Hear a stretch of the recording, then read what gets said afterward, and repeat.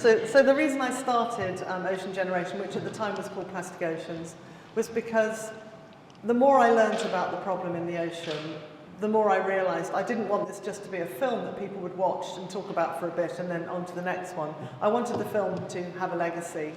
And that has meant getting involved in education projects around the world and also just informing people, because you don't do anything about something unless you care, and you can't care until you know about it. So that was the premise for the film.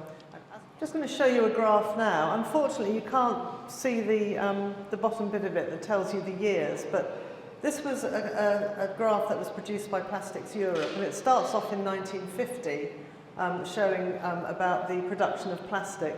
When I started making the film, global plastic production was just under 300 million tonnes a year. 5 years in, it was already at 315 million tonnes, and now it's closer to 420 million tonnes. But just going back to when it started, when the graph started in the 1950s, I just want to talk to you about some lessons that we've learned since that time. I'm actually old enough to remember when adverts like this appeared in the papers. We were being told by doctors and dentists it was a good idea to smoke. Even if you had asthma, they could recommend a cigarette for you. And when DuPont first produced cellophane, this is how they decided to advertise it. So we've learned some pretty hard lessons from the mistakes that we've made. And in August 1955, this magazine came out, and inside was an article telling us about this incredible lifestyle we could now live. You know, you go for a picnic, you don't even have to wash up, you just throw everything away. And it's so strange that we chose plastic to do that with. And it's a lesson that we're only just starting to learn now. And because we might not see where it all goes, and in so many countries, as so many people in this room already know, there is no infrastructure to deal with plastic waste. So throwing it into the river, which was once a way to take natural stuff out, of course is just causing so many problems. And from the rivers, it's a very easy journey out into the ocean, and the animals there do not know the difference. A lot of them are just opening their mouths and taking it in. So when I was researching the film, I'd heard about something called, before I come on to that, I just want to say I'm not anti-plastic. And you know, what could indicate this more is when we think about plastic and its use in medicine. The baby on the left-hand side was born 11 weeks early, and she was born into a plastic bag. She was taken to the incubator. She had plastic tubing to help her breathe, which was changed, so it was single-use. Plastic tubing to feed her and to bring her medication. And a year later, her little sister was born. Same thing, premature. And I actually think without plastic, those little girls might not be in my life, and they're two of my granddaughters. So I'm the last person that is anti-plastic. It's an incredible thing, but it's what we do with it. So when I started making the film, I'd heard about this thing called the Great Pacific Garbage Patch. I was told that it was 10 meters deep and 3,000 miles wide, this huge floating island of trash. But I couldn't see any pictures of it, and I wondered why the astronauts in the space station weren't sending back pictures of it, because if it's that big, surely you could see it from space. You can see the barrier reef, and that's underwater. And then I started looking at statistics telling you how long it would take plastic to disappear, and the one that we always hear is plastic bottles, 450 years. And I was thinking, but we didn't have plastic 450 years ago. So I wanted to know the truth. So I managed to get myself on an expedition going out there, and obviously we know that plastic is picked up from our shorelines, and that any circular current is going to concentrate things in the middle. But when we go, this is a real shame about this thing. Is there any way we can, no, okay. This picture is taken at the centre of the Great Pacific Garbage Patch. And if you're diving under the ship, it is the most beautiful Pacific blue water. And where was the plastic? We did see a few pieces, but they were big ones. A lot of them looked like they'd come from shipping, crates, filters, watertight lids and things like that. But nothing like a 3,000-mile wide island. The scientists started doing plankton trawls when we left San Francisco, and the first ones came up about 400 miles west of San Francisco. And because also we'd been told that this thing was 10 meters deep, we created another trawl that went 2 meters below the main plankton net. And the first one, when we pulled it up, had these pieces of plastic in it. And I was actually horrified to think that what looked like this gorgeous ocean had these little pieces in, but actually that was nothing, because the closer we got to the centre, every single one was coming up choked with plastic. And this was the true nature of the Great Pacific Garbage Patch. And for me as a filmmaker, I mean, I was horrified, because I also have a science background, but how was I going to make this into a film, because it's not very exciting? And I actually thought maybe I should just do something for Radio 4 and talk about, not that Radio 4 isn't exciting, but a radio programme, as opposed to you know, a movie. One of the things that triggered my ideas was the fact that as we were going through these samples, we could see zooplankton in there, and a lot of them had little transparent bodies, and we could see that they were eating the plastic as well. But one thing I didn't know when I went on this trip was how the chemicals from the plastic travel up the food chain, because those chemicals are drawn to the plastic very, very quickly. From the minute you put clean plastic in the ocean, they get attracted to it like a magnet. And the biologist who did the work on it, the scientist who did the work, said that it's like if you drop one drop of petrol in a puddle, straight away you've got that sort of rainbow colour, but you blink and you know, 1 second it's there. And she said it's like that. She's putting clean plastic in. By the end of the day, she's finding things like DDT on it that was banned in the 70s, but it just loves plastic. So when it's eaten by these animals, which are the heart of the food chain, they're carrying those chemicals. And you might think, well, I don't eat the stomach of a fish, but the one thing that these chemicals like more than plastic is fat. So when the fish is consuming them, they get released and stored in the fatty tissues, and those are the bits that we like to crisp up. So suddenly this film meant a lot more, because this was actually affecting health, not just of ours, but all top predators and anything that's starting to feed on the tiny creatures. And these chemicals have been associated with all kinds of critical disease, you know, which is on the increase. So it just seemed to have more of a purpose than just telling people about, you know, the horrors of plastic waste and how it was entangling marine creatures. So starting to think, what do I do? Well, I thought, well, if I tell this story, I need a charismatic animal to do it, and thought about the blue whale. And spoke to a lovely friend of mine who's a whale and dolphin biologist, and said, you don't have to be doing anything with blue whales. She goes, yes, Sri Lanka at the moment. And she was going to be taking biopsy samples from them to test for chemicals in their blubber.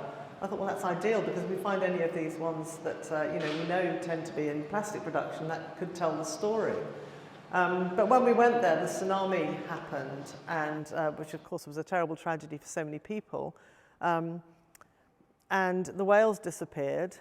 Also, the day we arrived in Sri Lanka, the Sri Lankan government withdrew the permission for her to biopsy them.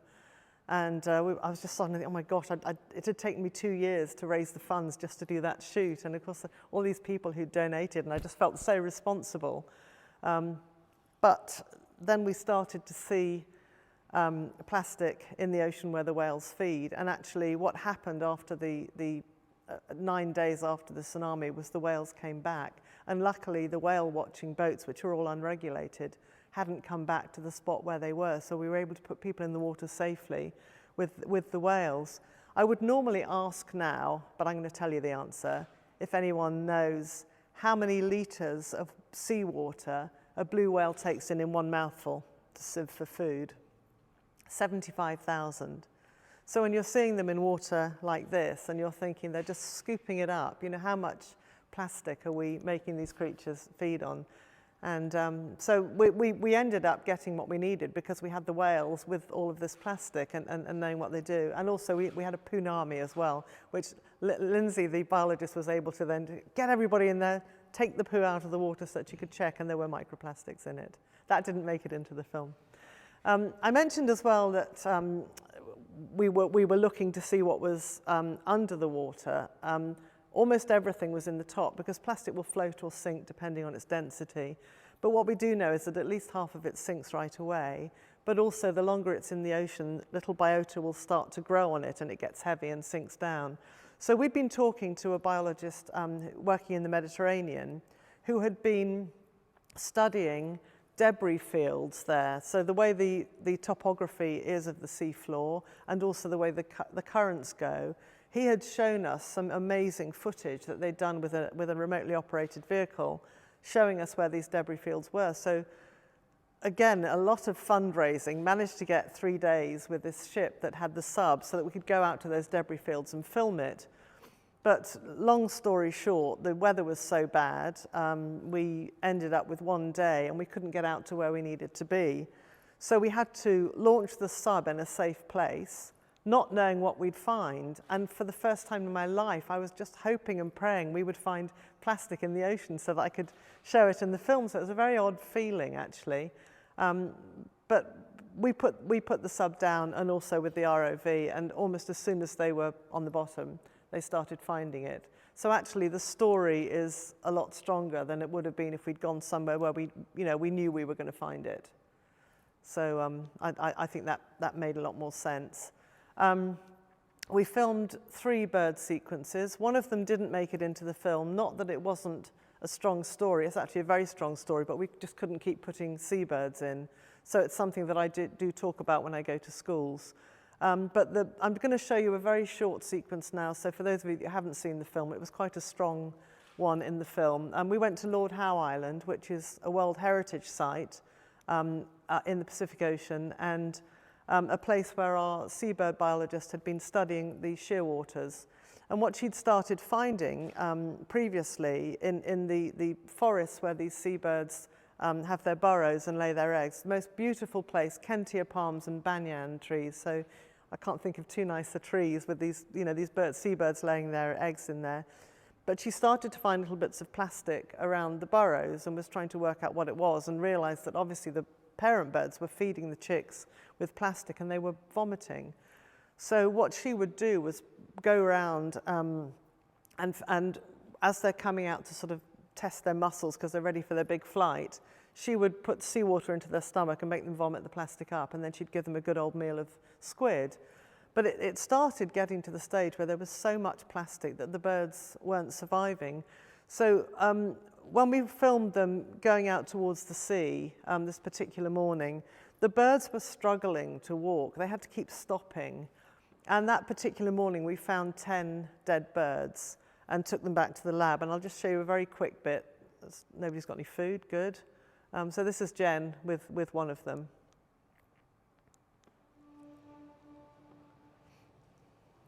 Yeah, the stomach is very, very full, and if we look here, there's some very dark pieces, some very light white pieces, and if you see, as I push on this, it's absolutely rigid, completely full of plastic all the way up.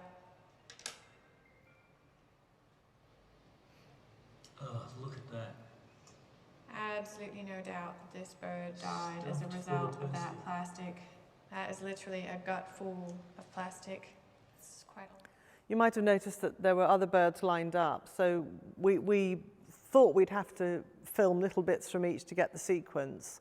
But actually we got everything we needed with that one bird. But we did stay while Jen dissected the rest of them. Every single one was the same. So it was a really, for me, it was very powerful and very sad. Now, I just want to mention this particular bottle, and I'm sure everyone here now has their own bottles, but something happened when we filmed in Tuvalu that really brought home the nonsense of putting water in a plastic bottle when you're in a country that you can drink your own. Fiji water is prized in America, and they will pay $4 to have this particular one. When we were in Tuvalu, there was a massive cyclone that hit Fiji. And the planes come in from Fiji just twice a week. So because of the cyclone, the plane couldn't take off, and our crew, we were stuck there for an extra 10 days. When we got back to Fiji, there was, the groundwater had become contaminated, and there was a lot of dysentery and sort of gut, from waterborne disease, and it was a massive problem. The aquifer where you get Fiji water from was out of bounds to the people that lived there. So the water was still being taken, put in these plastic bottles, put on the hot dock side with the sun and everything, helping all the chemicals to go into the water for goodness knows how long, loaded onto a ship, taken 6,000 miles, put in another warehouse, and then in a supermarket warehouse, and then somebody would buy it all that time later. and take it home to their kitchen where they could literally walk across and turn the tap on and get perfectly good water. It is just the madness of this thing that we've got into, that we feel that it's better for us. It's not better for us. And if you don't like the taste of chlorine, then just, filter it. So yeah, every time I see one of those, I kind of think of those poor people and the madness. So once the film came out, and we'd done a lot of education work around it, we started to look at what else is happening, what else do we want to talk about with ocean generation. And what we're doing is creating a movement, and it's an inclusive movement, so that everybody feels part of it.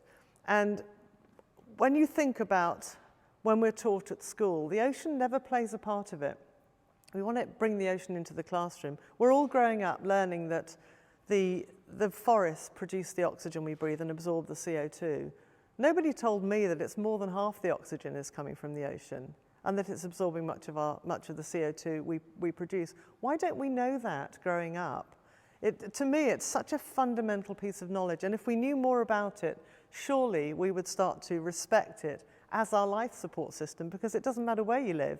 You can be in the middle of Australia or Midwest America, you still have to thank the ocean for every second breath you take. And I just feel that children should grow up. There's so much we know about the ocean. So when we look at the ocean now, and when we start to think about it, all we're learning about is all of the stuff that's harming it. And the trouble is, if you get too much information, you start to get overwhelmed by it. And what do we do when we get overwhelmed? We actually don't like to think about it, like me with ocean acidification. So what we want to do is actually change the narrative. And we are now building an ocean academy, and we've had, not physically building it, this is online. We've been producing resources for schools and for teachers, which are free to download. They're all being upgraded now, interactive stuff, so that people understand, whether, it doesn't matter what age you are, because we're working with older people as well in companies too, understand about the ocean, understand the impact of what we're doing, but also the future. So if we're changing the narrative, when we think of the ocean, particularly in climate change, actually the ocean is such a solution. If we protect it, it will do so much more for us. If you think about the word swamp, what comes to mind? It's kind of Shrek, it's kind of swamp monsters. This is how we've grown up learning. We've got to drain the swamp, we've got to build on it, make it clean, but what we're saying is understand and learn about these things. We now know that mangroves will absorb far more CO2 and sequester it than trees in the forest. So why is it that we see this as something dirty? The same with the salt marshes and of course the seagrass beds. We're starting to learn about it now, but we have to protect them because it will do so much more for us and the lives of future generations if we do.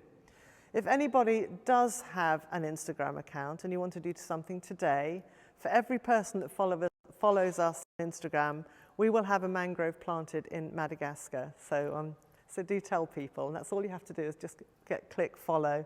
And everyone's looking at me going, I don't have an Instagram account. I have one, but I don't know how to use it. I've just said that, haven't I?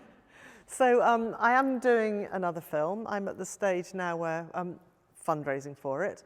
And we've had the wonderful Sir David Attenborough has already done the opening piece. I'm not going to tell everyone what it's about because I've had my fingers burnt before with ideas going elsewhere. But just to give you an example of the beginning.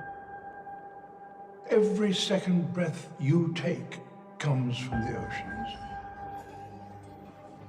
Every drop of water, indeed everything we drink, has come from the oceans. They are an important source of protein for billions of people on the planet. They absorb much of the carbon dioxide we produce. The ocean is our life support system. If that system becomes dysfunctional, then all living things on this planet will suffer. If the oceans could talk, what would they say?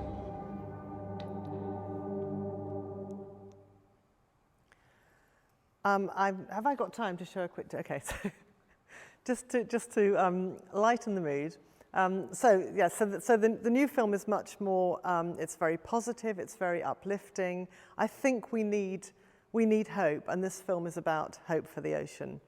And so that's the premise of it. So, but before I finish, I'm just going to show you a little film that we did when we were Plastic Oceans that kind of brings home what plastic does in the ocean. Filmed with hidden cameras. Hi, yeah. Can I have fish and chips, please? Are you eating it, yeah? Can I get fish chips and curry, please? Right. Do you want to sit on that table there and I'll fetch it over to you? Okay.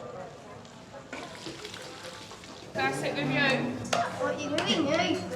Just kind of stopping it every time. No, that's not. Thank you. Right, go. Curry fish and chips. What's that? What the hell? Excuse me, it's fish. I don't think this is real. I ordered fish and chips, pal. Where's the fish? There's no fish at all. Where's the fish? Yeah. It's a bottle with batter on it. No, that's plastic. Fish, chips and curry, yeah. Not a plastic bottle. Not a plastic bottle. You have to check it. This was inside. Come on, please. The absolute take it. Is that might be in the kitchen with that? That's plastic and a piece of plastic in it, mate, with 5 chips. Can I change it for another one, please? Because that's... You're lucky I'm not going to put it on social media. Do you want to eat it? Listen, mate, that's plastic in batter. Bottle in it. Can we have our money back, please? Where's the fish? There's not a chance. Here. It'll tell you. Change my meal. Are you on the same planet? Speaking of the planet, yeah, it's estimated, right, by 2050, there could be more plastic in the sea than there is actually fish. This could be the food of the future, couldn't it? You know what I mean?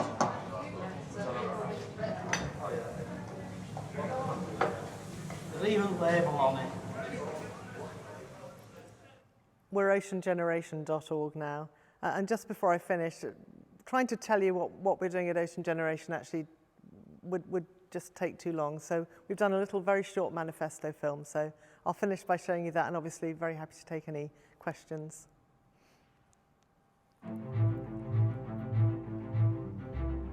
Take a deep breath in. Now another. One of those breaths came from the ocean. Our ocean is the cradle of life. It is boundless in beauty and magnificent in power. It inspires us and fascinates us. It connects and feeds us, and it breathes for our planet. But our ocean is threatened by human progress, threatened by carelessness. We suffocate it with pollution, we corrupt it with plastic, we exploit it through greed and industry. The ocean, our natural life support system, is failing. When the magnitude of damage is so overwhelming, it can be easy to look the other way. But this crisis needs a new voice, a new hope on the horizon. We are calling on a movement, global and inclusive, to work together and restore balance. Together, we will lead with science, build a new narrative around people, share untold stories through film. Together, we will challenge convention, establish ocean intelligence, and free our ocean from human threats. As the first generation to understand ocean issues, we are the last generation who can stop them. We are the Ocean Generation.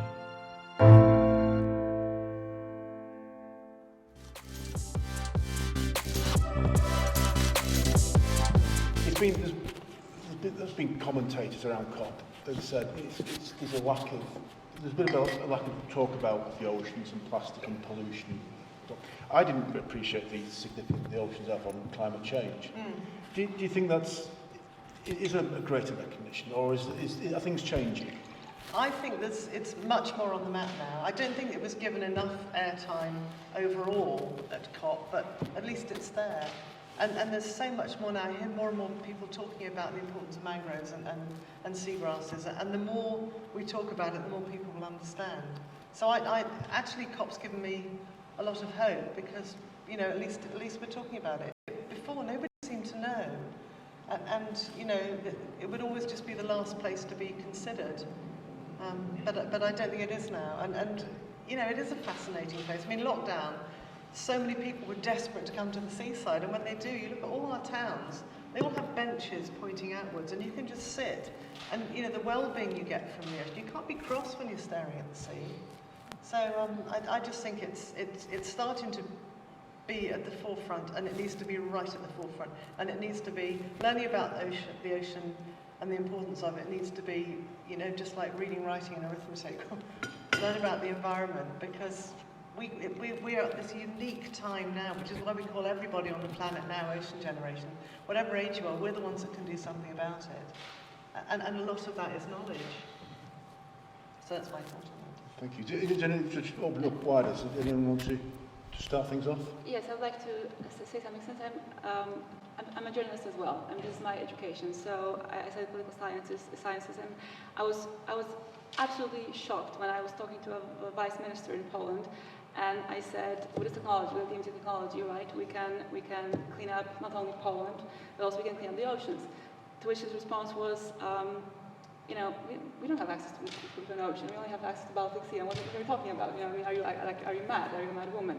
And the level of lack of knowledge and competency at very high levels, right, political levels, governmental levels, is absolutely startling. So we're talking about children, education, schools, and I'm talking about people who are making decisions, who have no clue what they're doing. So fortunately now, from the 1st of January, European Union on the continent, we cannot ship plastics to third world countries.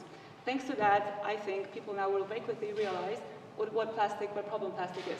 I realized it very much during COVID, during 2 years of lockdown, when plastic was pretty much, I mean, it was just, you know, it was nowhere. I mean, it was just enough. Some people started throwing things on the floor, on the plastic masks made of plastics as well, and it was everywhere.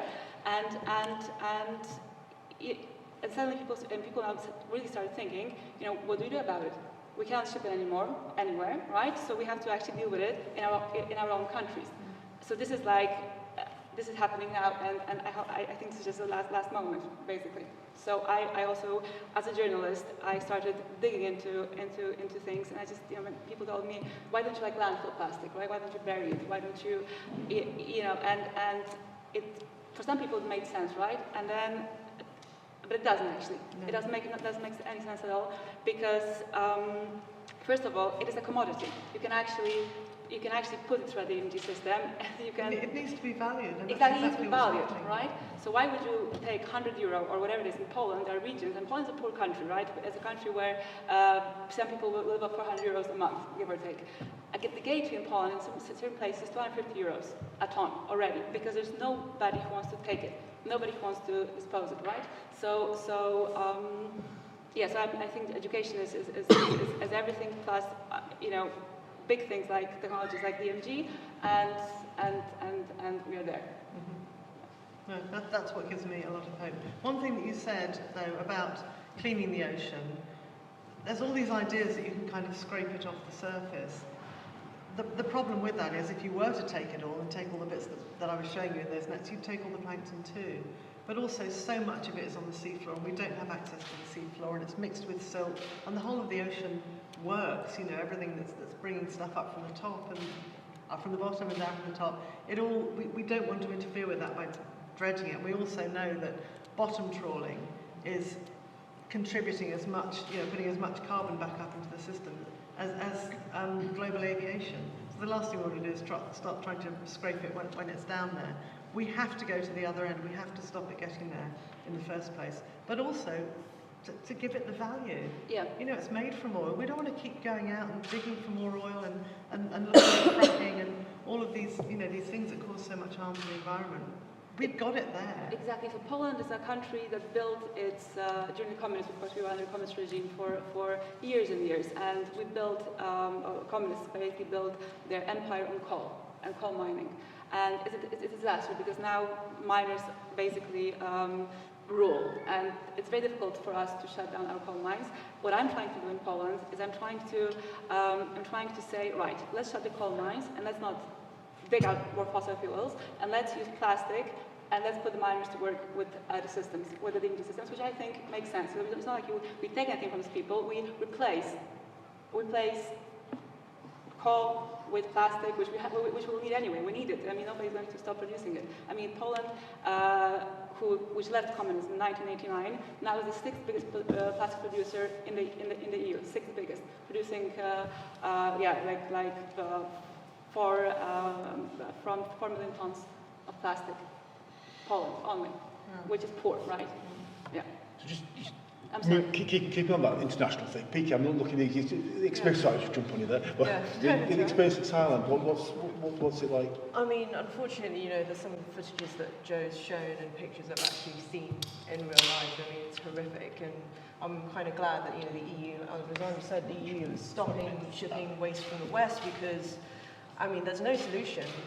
All the rubbish you're getting, to Asia and Southeast Asian countries just goes into landfill. Like, we've seen landfills that are 4 or 5 building tools, just sat there, and it's awful. And I was saying to Alexander as well, sometimes because the heat gets, so high, they just burn, as an accidental burning, so that's even worse. There's literally no solution. So I think, what we're doing here is, it's really great. But yeah, it's just all still there, goes into the ocean. Beaches in Southeast Asia as well, terrible. You go, I went down, on a quick holiday, a couple of days, and every morning, bless them, the locals, they do go around literally every morning at 6, 7 a.m. Pick up, try to clear the beaches to get ready for, tourists to come, but then again, it's a vicious cycle because when tourism comes in, plastic comes back in, so, the plastic needs to go somewhere, right? We can't just keep producing and dumping. But the out of sight, out of mind exactly. When they had the World Ocean Summit in Bali, yeah. and a friend of mine who was attending went to film them cleaning the beach in the morning, but what they were doing was they were putting the plastic into piles, and then digging holes, filling the plastic in, and then raking the sand over the top. So obviously each time the tide was coming in, I'm just not surprised by that. Again. Terrible, just pushing it away and just not don't think about it. We can't see it doesn't exist. So at COP, one of the two words that keep coming up are scale and pace. So do you think there's enough pace to this now? You said it wasn't evident enough at COP, but what more can be done to get the pace? And indeed, the scale is also needed, but what about pace first? Well, for me, I think people need to understand. People also need to start seeing how a healthy ocean can save us from, so many things. And also the ocean will recover if we give it a chance to. So the pace can't be fast enough for me. But I'm still heartened by what I'm seeing. The very fact that, I didn't know about these solutions when I started making the film. And I put things like pyrogenesis in and recycling as answers and pyrolysis. But now we've come so much further than that. And that actually in a short space of time. When the film came out in 2017, that there's so much now that I wish I'd been able to put into the film. Not only that, but the people in the developing countries who are actually refusing to have the plastic, so they're having the zero waste townships and they're growing their own vegetables and they're wrapping them in banana leaves and things like that because they don't want to be clearing it up. They don't want to sit there drowning under it. And the local municipalities are delighted because they're not having to come and try and deal with it and bury it and everything else. So those people should have been at the forefront, people in those developing countries showing us how we should be behaving.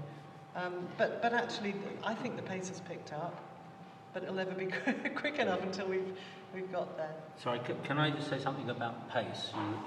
You mentioned pace. I think one of the biggest problems is the length of time for regulatory approvals for any low carbon, zero carbon technologies, and I think that's a worldwide problem. And you can talk about DMG, you can talk about small modular reactors. Reality is that everyone seems to think we've got so much time to work on this.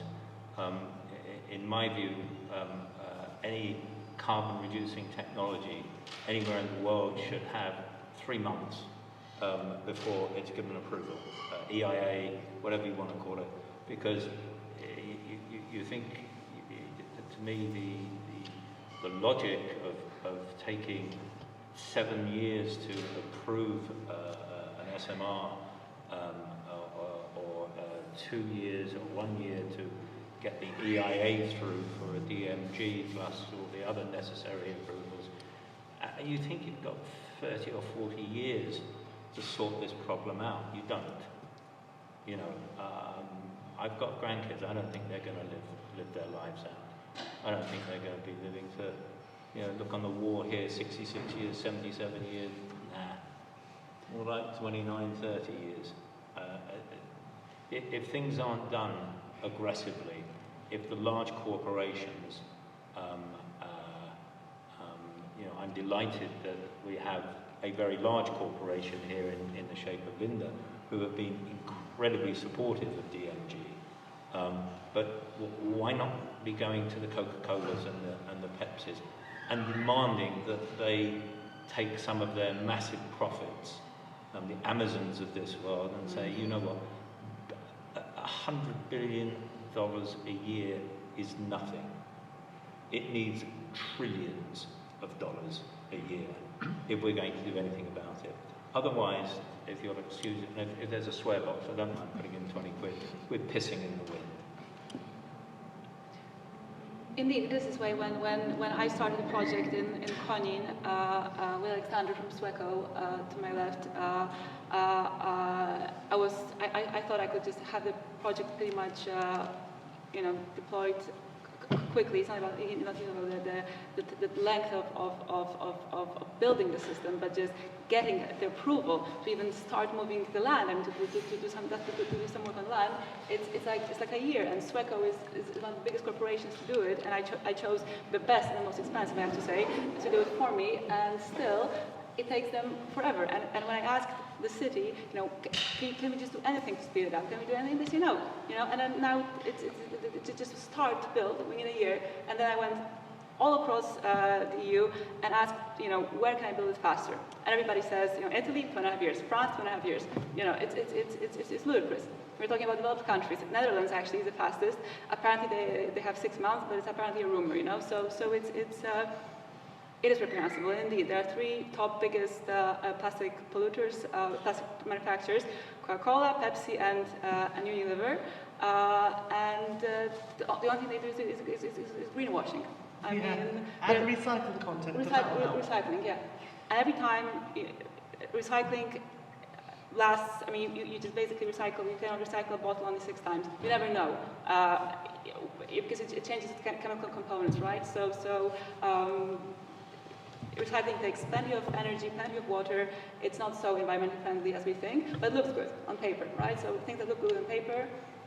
The newest statistic that I've seen on that is that out of all the plastic that goes through recycling, only 1% goes through more than once. Yeah. Everyone thinks it's a perpetual process.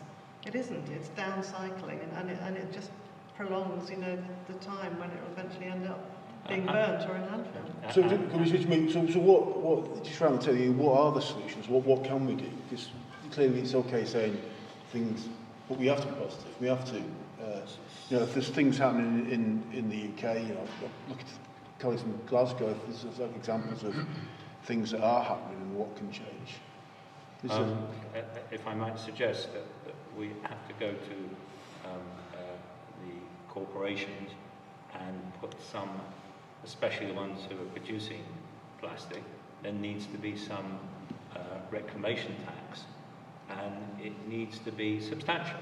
So, you know, at the moment, the top 10 ethylene plants in the US that are being built, because if you think plastic is going away, it's not. They're spending, I think it was $80 billion on building the top 10 ethylene plants to produce polypropylene and polyethylene, which is 50% of plastics. The companies that are doing this, the companies that are producing it, Unilever, Miles, we've met up with Unilever at high level, and it came to nothing. I mean, they talk, but they do nothing. And that's the bottom line, because no one is putting pressure on them. And if you don't get legislation, if you don't get a real understanding that this is an existential threat to humanity, well, you know, I won't be around.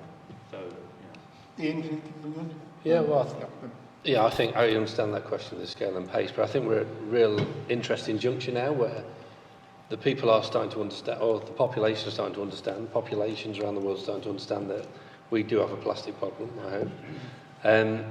And we've got this technology that we want to get out there. Fortunately, there is a long gestation period for projects, but we're nearly there with planning, environmental consents and everything. And that's why we're so excited. We're already started on the build of this plant. When we get this plant, I view it as something like Back to the Future. You know, when we had Doc cleaning up his garbage and putting it under the bonnet of this car, and the car shot off into the distance, flying away. Well, we're nearly there. You know, we get the plant going. We've already proven the technology, thanks to the University of Chester and a lot of parties around here and the shareholders. We're going to get this plant. We're literally going to put unrecyclable plastic in the end of our machine, and on the other hand, on the other end of the machine, we're going to be putting the fuel in the form of hydrogen into the vehicles that are then going around the municipalities collecting this rubbish up.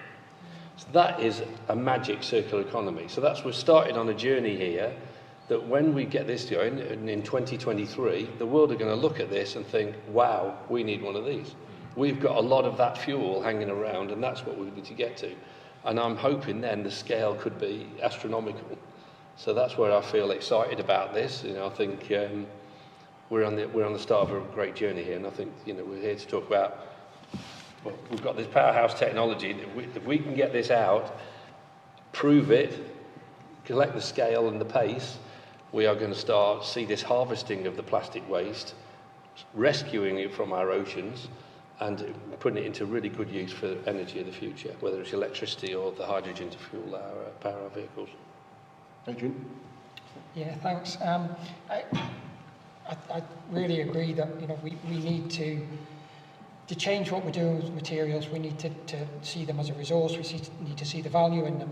But to be able to do anything, we have to be able to collect them. First of all, now in the EU and in former members of the EU like the UK, then you know, we've got movements towards doing that. We've got movements towards putting responsibility on those that place products on the market to ensure that the systems are there to collect them.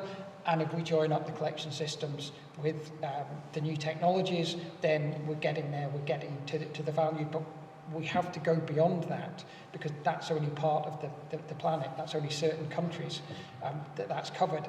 There's a large part of the world where there are no municipal waste collections, yet Coca-Cola and Unilever and others can still sell their products into those countries in plastic bottles, and they're never going to get collected. So we either have to find a way to stop those products being sold in those countries, which I think is unlikely. Absolutely. Or we have to export not just the technology that is being developed to treat the material, but the collection systems to actually get it to that technology as well.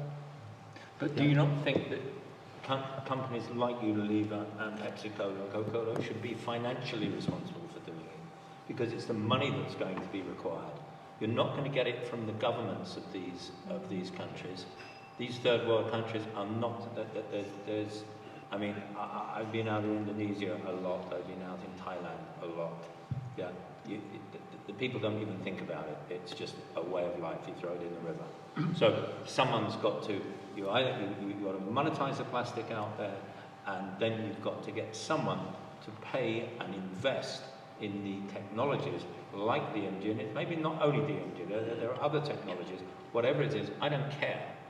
I care about stopping that plastic going into the rivers and into the oceans, and I don't care who does it and how it's done, but someone has got to pay for it, and it's not going to be 50 million or $100 million, it's got to be billions of dollars, and these companies can easily afford billions of dollars on an annual basis. Yeah, and you're absolutely right. And that's, you know, if the reform of packaging producer responsibility in the UK and in the EU goes through, that will give you the blueprint for doing that.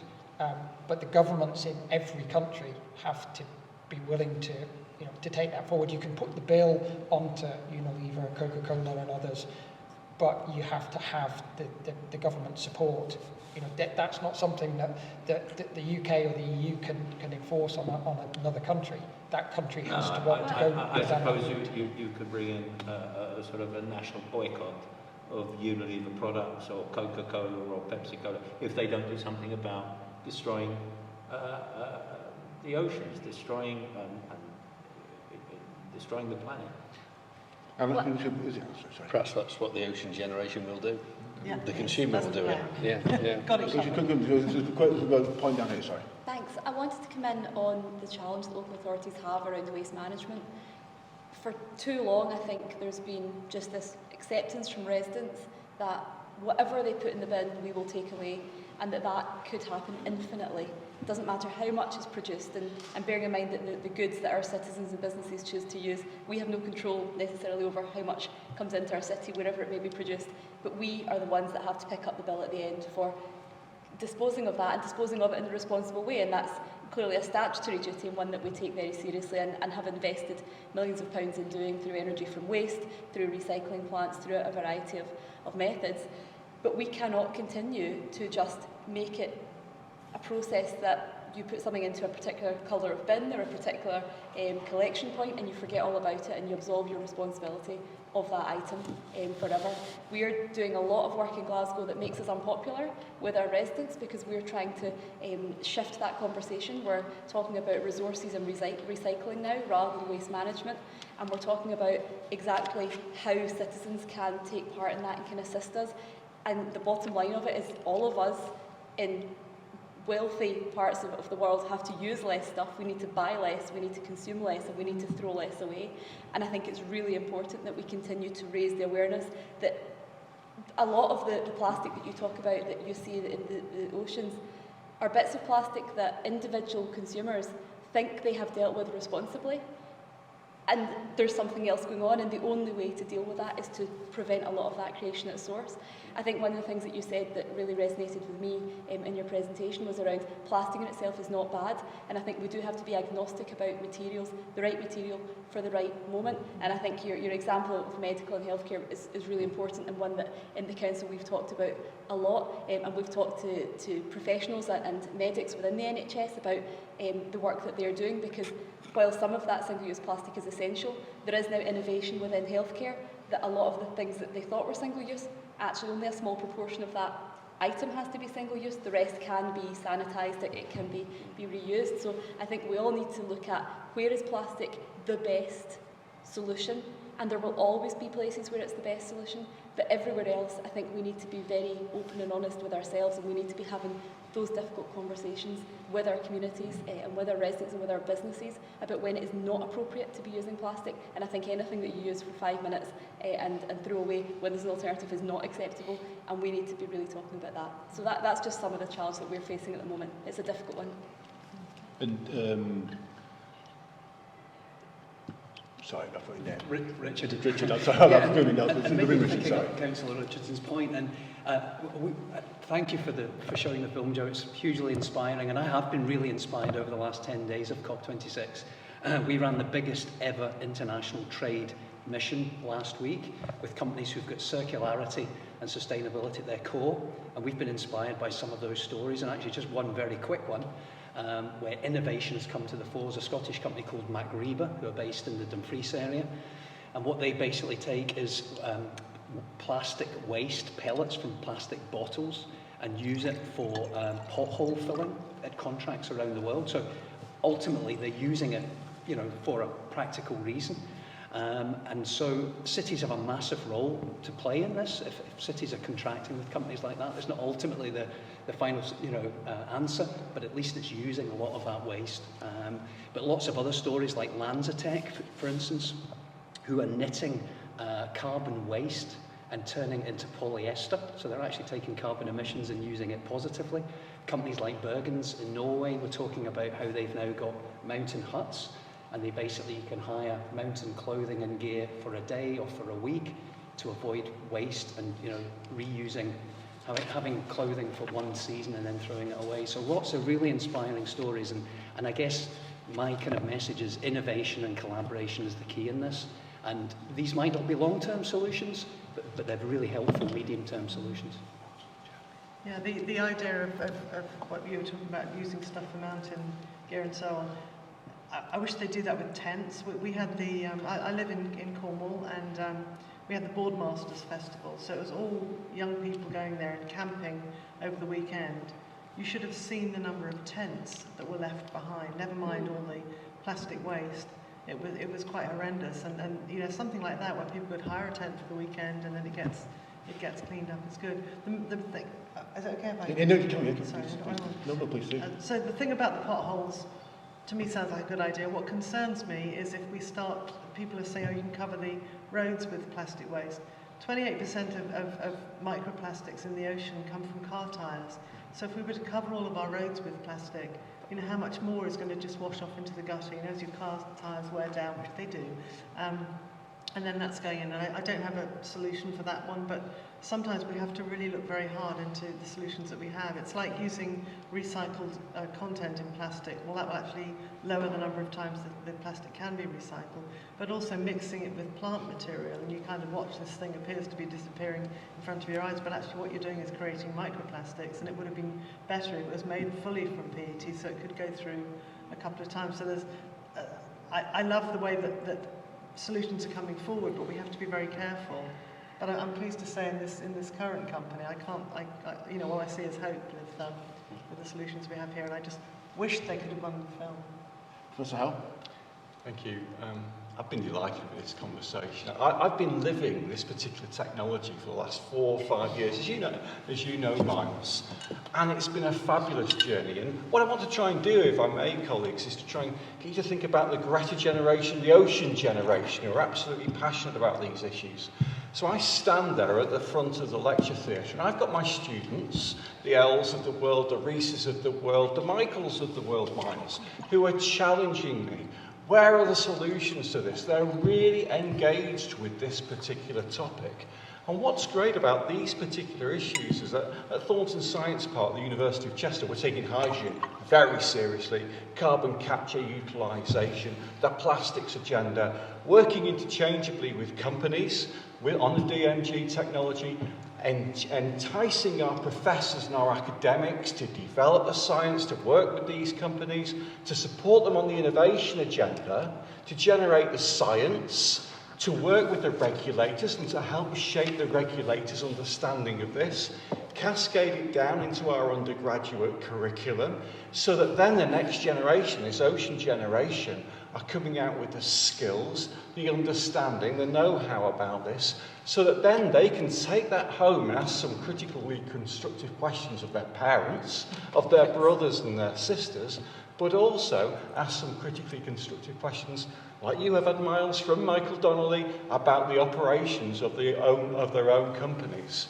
So we've got, for me, you can see I'm passionate about this. I'm passionate about your ocean generation. I'd love to know more about your Ocean Academy, because I'd love to work with you on that and how we can get this information out there. The innovation agenda, the opportunities afforded by the innovation agenda in terms of making an impact upon the climates, the ecological emergencies that we're going through at the moment.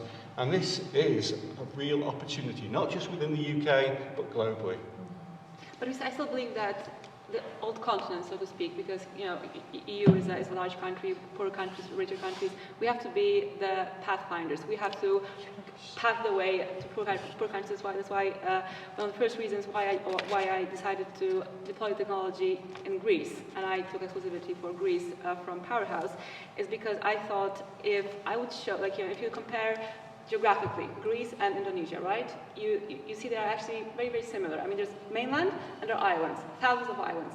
So what you do is you deploy it in Greece, you put it on mainland around Athens, model the DMG systems, then you take the DMG systems to the islands, like let's say 2, 3 per island or 1 per island, doesn't matter.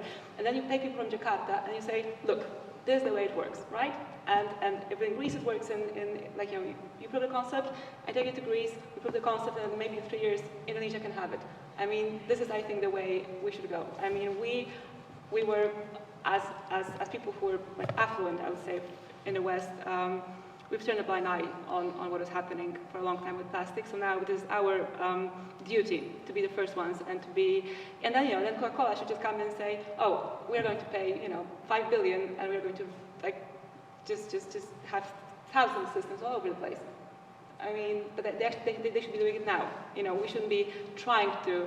If you, it's all about perception. It's all about. It truly is about perception. If you treat this matter as a problem or as an inconvenience, or you treat it as a war. Like during war, during a war, planes and ships were built in 2 weeks or in 3 weeks. Because there were funds and there were people to do it. If we would have this kind of funds, if we would treat it as a war, this would be already up and running. Because we would have the cash and the people, right? We don't have it. So, and this is actually Howard's objective. I mean, I just adopted it as well, but I believe so. Thank you. So we've seen some sort of technicals, and Harold, I'm looking at you now. Because, this is just a comment, I think, to your university. I think I like that very much. If you look, for example, on the CO2 issue, which we have now in the COP, how that momentum, or how this whole topic on CO2 emissions gained momentum with a small girl a couple of years ago sitting in front of a building, and now we have this huge momentum in the young people.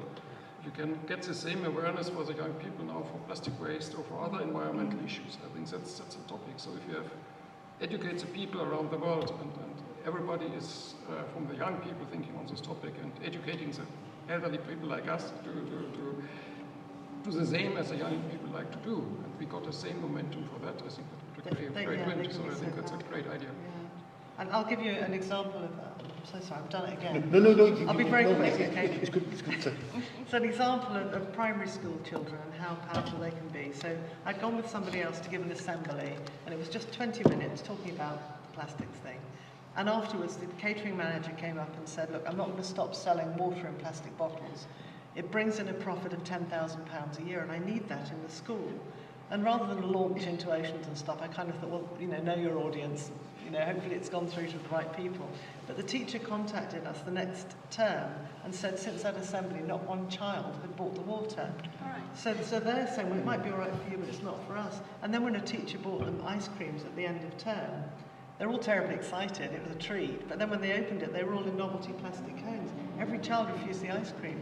And these are primary kids, And that's why it's so important that they know, because they are far more powerful than us that get rather jaded by it all, thinking, I've been trying so hard, but actually, we don't have to wait for them to become policymakers. We can do it with children now, and they'll shame us. Yeah. Julie? Yeah, thank you. Just picking up on your point around school children, we've got fantastic examples obviously in the city as well. Sunnyside Ocean Defenders that really take it upon themselves to make change, and they undertook a process whereby they encouraged the banning of plastic straws throughout council catering and other catering establishments. So yeah, I think kids definitely are they're the powerhouse of the future, and definitely will encourage change and behaviour change. So it's important to make sure they have the facts and empower them in that way. What I was going to say around plastics and reduction is that we have to, I think, be mindful of the waste hierarchy and look back to that, and certainly at the top of that scale is about reduction. So we have to reduce our consumption of all these products no matter what. First and foremost, obviously single-use plastic, we should be using that in any capacity, bar the odd exemption around medical, etc. And there are, as Councillor mentioned, there are a lot of innovative materials that we can use and start to sort of progress that. So I think we have to focus on that in terms of the reduction, and then obviously it's the reuse and recycle. Within the City Council, we produced our plastic strategy, which has a really ambitious target to eliminate all single-use plastics by 2022. This was pre-pandemic, so we're a little behind, obviously, with all the impacts. And again, we've not really mentioned the impact of the pandemic and all the PPE and testing kits, etc., which threw open a whole new range of single-use plastic items that we hadn't thought about before. But we also have our circular economy route map, which very much looks to make materials last. So I think there is obviously a very key element of ensuring that the plastics that we do use that are necessary are made to last, and looking at somebody mentioned around, what was yourself actually, around reusing tents and reusing mountain gear, and we've been really keen to try and sort of support that within communities, sort of sharing facilities or having sort of repositories of materials so that communities can share it and use it for what they need it for, rather than everybody going out and purchasing a mountain jacket, you know, to climb a hill that they climb once a year. It's about sharing and starting to kind of look at collaboration in communities as well. So I think it will take a really multifaceted approach to deal with the issue, but first and foremost we need to look at consumption and cut that out through behaviour change and raising awareness where we can. There obviously is a huge issue, clearly, but in your experience, since 2017 when you did the film, you've heard obviously city councils doing loads. Yes. Do you feel positive that things are changing? I do, but I am an optimist, but I do, and certainly going into schools when I think, you know, I've been doing this for a long time, because even before BBC I worked for WWF and was going into schools. What I love now is the difference between how informed they are and how determined they are and how they want to tell me who they spoke to and what they're doing at home, whereas before, when I first went in to talk on this topic, I was telling them new information. I was telling them what it was doing to animals and, you know, showing them pictures of turtles with, you know, the plastic that they're, trying to poo out, you know, and you know, all of these things that were making the kids think about it, because often if you tell it through animals, they often care more. But now when I go, it's almost like they can't wait to show me the projects they've done. They can't wait to tell me what they're doing around the school and stuff. And so, you know, when you see it at that level, and when I think of the first kids that I was talking to, you know, primary schools, they'll already be having their first jobs by now. And that's something we're doing with our Wave Maker programme, is that we're working with young people sort of up to 24 who are doing the first work, starting out in their careers, but it's looking at what they're interested in, what their talents are, actually the work that they're doing, and actually getting them to work together as a workshop to see how they can change things within their own working environment, with their own company. And it's wonderful. It's almost like, you know, teaching in a STEM manner. When you get the kids to come up with the answer, it's the same, because I honestly believe people want to do the right thing. They just, often they don't know how much harm they're doing, or they don't know what to do about it. And you know, when people are informed, it's amazing what happens. Jo, may I ask you a question? Yes. It's which I think everybody like to know an answer to. What is your approach towards the International Monetary Fund and their work? Because actually they've been very ignorant for many, many years. And suddenly, in 2017, they came up with this incredible report that every whale is worth about $2 million, right? Because their, as you said, poo fertilizes the fetal plankton, right? Yes. So this is how things that, you know, whales are very, very important for CO2 storage, right? Yes. So if they die too early, they live pretty much between 70 and 100 years. They live so long, right? Yes. So when they die too early because of the plastic consumption, the CO2 just you know, goes the emissions are very high. They could have fixed in their so lifetimes, are you yes. actually pleased with the financial institutions, banks, you know, IMF? Do you have any contacts with them? I mean, because they've I have tried to get funding out of them, but not had an awful lot of luck. I think it's great when somebody who's got that much clout behind them will actually come out with statements like that. Yeah. Because, you know, there's only so much you can do, and the more people that are talking about that, the more audiences, you know, the wider audiences they have, then I think it's great. I'd like to see more money going into environmental programs, certainly. It's just, there's so many people needing funding for the work that they're doing. And what really gets me is that the people, the most wealthy people seem to be paid more to destroy the planet, and the people that are trying to save the planet are the ones that are always trying to get funding just to, you know, just to live their lives, never mind to do what they want to do with the money. So that needs to change. You know, tax the people who are causing the problems, and, you know, allow those that are, you know, working so hard. Who, you know, there's this kind of leftover maybe from the 60s or 70s idea that if you care about the planet, you know, you wear sandals and you smell a bit, and you know all this sort of this hippie thing about it. I mean, I remember when I started working for WWF, people just assumed I was a volunteer. But, you know, I have a science degree. I've learned about what I do, and feel passionate, and you know, with education and stuff. It needs to be recognised that those that are trying to do something, funding should come their way. Make it easy for us to you know, to educate and to also put out the news about the people that are trying to do the right thing. I mean, you know, the government now has got a 25-year plan for incinerators. Yeah. Why? Well, you know, hello climate change for a start, but there's you know, so much that we can do. Richard, do you want to come in? Yeah, just two very quick observations. I love the fish and chip video, because I think there's an element where we have to preach not just to the converted, so you have to make it real for people, and that we've been getting that feedback over the last couple of weeks. So love that approach. The other thing is I was really quite heartened yesterday. I was down at the landing space on the River Clyde. One of our member companies is called Material Marketing, but they've got a VIDI, it's called VIDI, the project, and basically you can do a virtual tour of, in this case, Glasgow, but you could be in any city, and they're looking at scenarios. So you're looking at the really positive scenario of Glasgow adopting loads of initiatives and projects on how the city might look on the River Clyde or on George Square. But the counter side to that is the doom and gloom if nothing changes. And the amount of school children that were going through the presentations yesterday, looking at the virtual tours. Yep. So if you get a chance, please have a look at that. It's really worthwhile. I think you'll see this coming through. It's a problem now, possibly people don't realise about their consumption. But children coming through won't they? They will understand what. Because and that's why we have got to be positive. And they're Jo, advocates. Yeah, exactly. They do understand that. So my 17-year-old son, he's at my ear every morning at breakfast saying, "And what have you done about the environment, Dad? You claim to be an environmental scientist. You claim to be at the forefront of the energy transition. What are you doing about it?" So he is driving me. But my point here, Chair, if I may, is the primaries, the anchor companies in the UK, the multinationals, and how some of them, you were asking before about the challenges of them, and you're absolutely right, but some of them are recognising the opportunities of going on this transition. So let me give you an example. GDF Suez. They're now Engie. They won't engage at all with the hydrocarbon agenda. They're completely transitioned. I'm thinking about the journey on which Total's going on at the moment. I'm thinking about one or two other petrol companies like Dong Energy, big Danish oil natural gas company.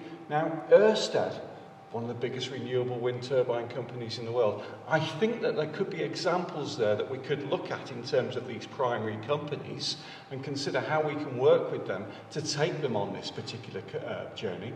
What were the incentives that were put in place to enable those big oil and gas companies to transition?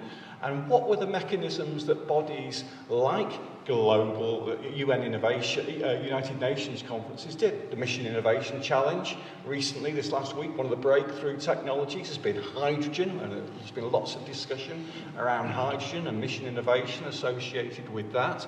So, yes, it needs to happen now, I agree, but we might just want to reflect upon what has been done, how was that achieved, and how can we use that knowledge to then help shape, nurture, push international bodies, push the companies along this particular journey, especially when we have got this ocean generation demanding it to happen. Yeah, I agree that it's about breaking the business as usual. It is about sharing the best practices and also putting in the disruptive technologies.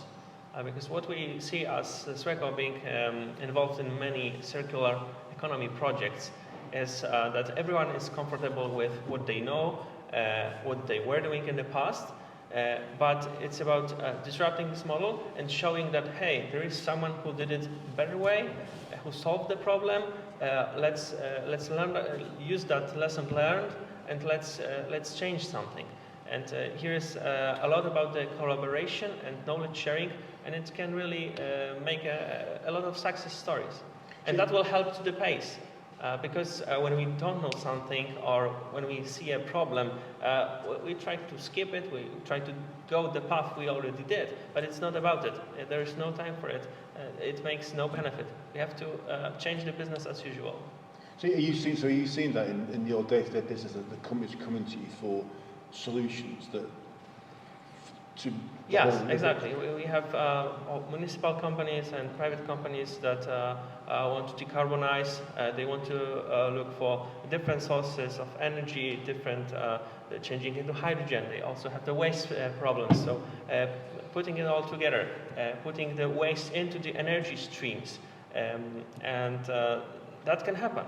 We would have companies who would, a couple of years ago, come and say, oh, what is the cheapest solution? And now it's not anymore. It's about what is the sustainable solution, how we can make our business future-proof. Well, I have to say, I have to say, like, really thank you, first of all, to Dr. Ranke and to Alexander, to Linda and to Sweco, because they really supported HUI, Powerhouse DMG Technology, on this journey. In the beginning, I have to say that Sweco didn't want to look at the DMG project. I mean, the lower level didn't want to look at it because they said, oh, this is really weird, and this looks weird, right? And I want to work with the best and the biggest. So I went to see the ex-CEO of Sweco, a Dutchman, who called the current CEO of Sweco, and he said, let's do it. So people actually at the top management, they are actually, pushing it. So thank you very much, Mr. Ranke, Dr. Ranke, Alexander, thank you very much, because they are, yes, I'm pretty pessimistic, but they've done everything to push it forward, right? So Jo, it's part people wanting to change, and it's part businesses changing, and part technology. Yes. It's everything, isn't it? It is everything, and it's everything. You think you have to wait for the government to do it and tell them. Actually, if you do the bottom-up approach, once everybody's informed, you can't help but get caught up in it. From businesses to government to the youngest primary school child. It's knowing why it's so important. Knowing, our future is hinging on this. We can't carry on like we are. I mean, that graph I showed you, the amount of plastic estimated to go in the ocean every year is 8 million tonnes. Well, on that graph, 8 million tonnes was global plastic production in 1961. Can you imagine if you let the current amount go in, or the predicted amount go into the ocean? The ocean won't be able to survive. It's shocking how quick it developed. If you look in the 50s, and some of us are born in this period, perhaps a little bit later, and now it's exploded now. But I think also we need the regulations. Without the regulations, why it takes for a demo plant? Each technology needs a demo plant for the first. If you need 1 year to approve a demo plant, I think that's long term. Also the politics, how long it takes to get some CO2 tax on the CO2, which now forces all the companies to think sustainable. At the end, every company likes to earn money. So there's no political force on them, so there will not change. That's shareholders which like to have now more green investments. It's the politics which have to give the frame where the company can work in, where a new company, where a startup can work in. And I think that's also, again, this political guy is looked to the next election, and the next election is done by the young people in the meantime. So that's also important. Like, again, back to your academy, to your university, I think that's the right way. But it's also about payback of these investments. The investments we are currently doing in infrastructure, that will last for decades. That's why we have to make the decisions that will be future-proof right now. Jo, if I could just say as well, you talked about legacy, and that was really important last week when we had our trade mission. What we're doing is keeping the community of 85 companies together beyond COP. Yes. So that we've built, there's a platform that we've got that we can keep them connected, learning and trading together beyond. So I think the legacy thing's a vital part of this as well. It really is, yes. Otherwise you may as well not have had it. Exactly. It just becomes an event. I think yours is muted. All of them are muted, yes. Yeah, so I think we'll carry on. We think the technology is probably beyond us. So bring someone else in. We're trying to be positive. I think we have to be, because there's no point. We've got to believe that there's a long way to go. There's a lot happening in Europe, but the challenges probably are in different territories. I'll come to Professor Howe, because I bring him in because he always has an answer. So Jo, are you genuinely positive about the big? What are the top 3 biggest challenges in this? That's a bad question. 3 biggest challenges. I can't forget to say it now. First question. I'm a glass half full kind of guy, as you know, and so I am positive. It's going slower than we need to go. I'm conscious of the 1.5 degrees issue and the consequences of that 1.5 degrees. I'm positive because of the next generation, the ocean generation that you referred to before, Jo. I call them the Greta generation. I'm really conscious and optimistic about their drive, their commitment, their ambition. They're complaining at me that I'm not doing enough. They motivate me every day, and that's why I do the job I do. But the key challenge is, well, we've got carbon. We've got to capture carbon. We potentially can store that carbon, but we've got to learn ways to utilise that particular carbon as well. That's really important. You know, within Cheshire, we've got the UK's largest carbon capture and utilisation facility at Tata Chemicals, a chemical company engaging with this particular agenda, Chair. Again, I'm optimistic about that. A number of the major anchor companies, again within Cheshire, they have responsibility business boards that they're signing up to, that they're committed to. They're signing commitments to net zero ambitions. A big grouping within Cheshire and within the Northwest, Net Zero Northwest, that I believe you're a partner of, Chair, signing up to these particular commitments. So they seem to be optimistic as well.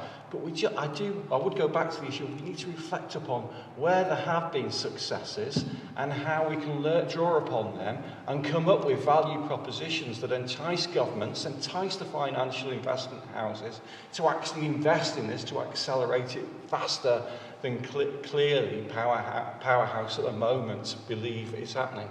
So pace, we keep coming back to pace and speed. You know, Harold, delivery, right?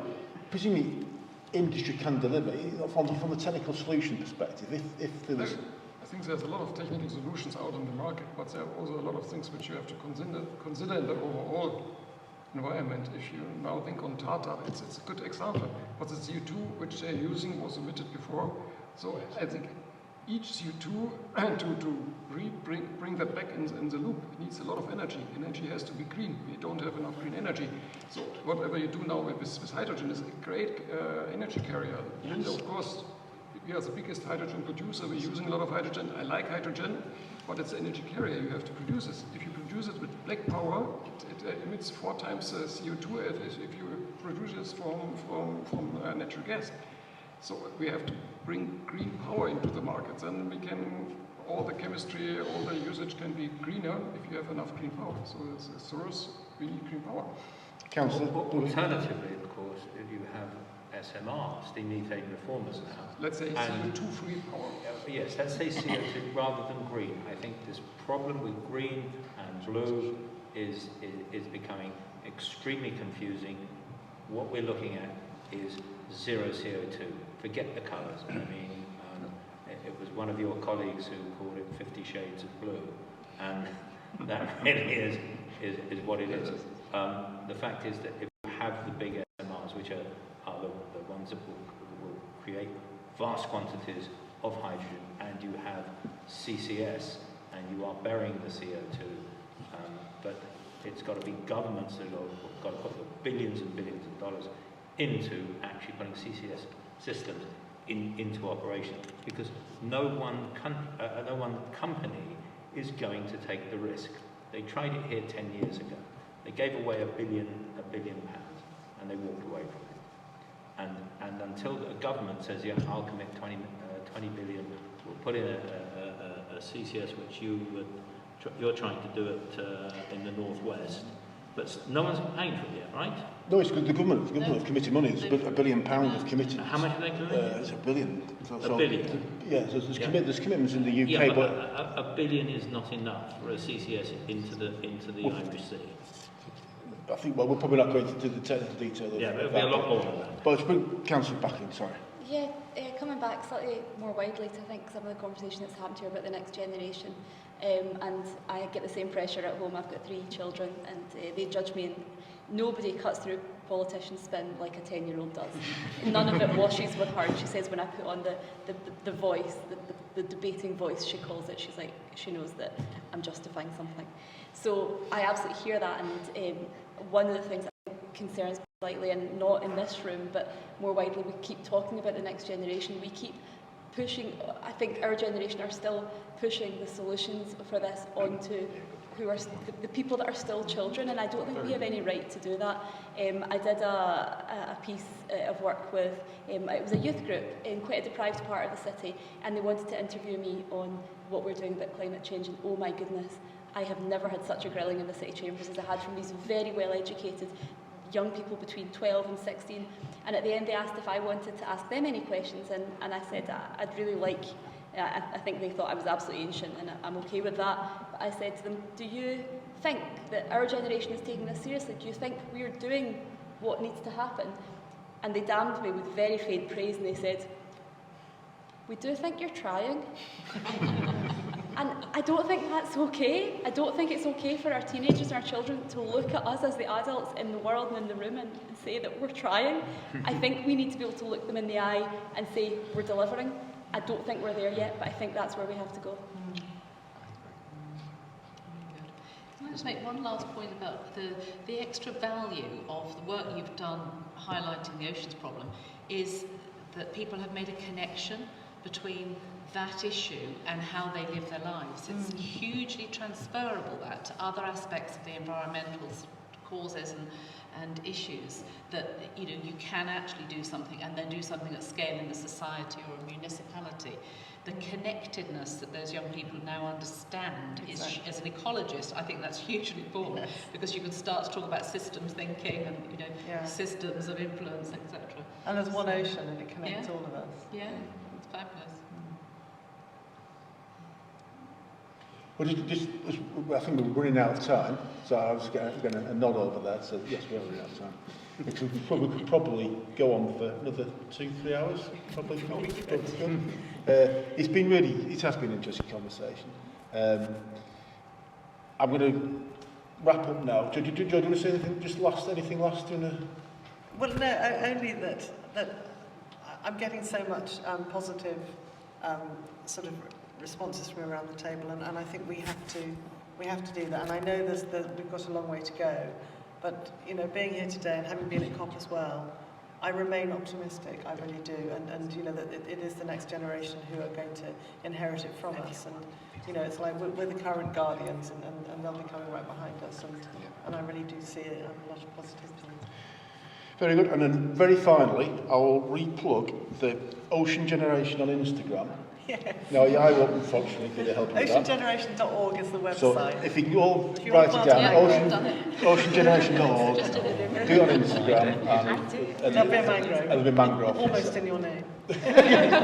So thank you. Special thanks to Jo. It's been a great, and thanks to everyone, and thanks to your apologies to those virtually who we couldn't bring in, but thank you anyway. So thank you everyone. Thank you. Thank you.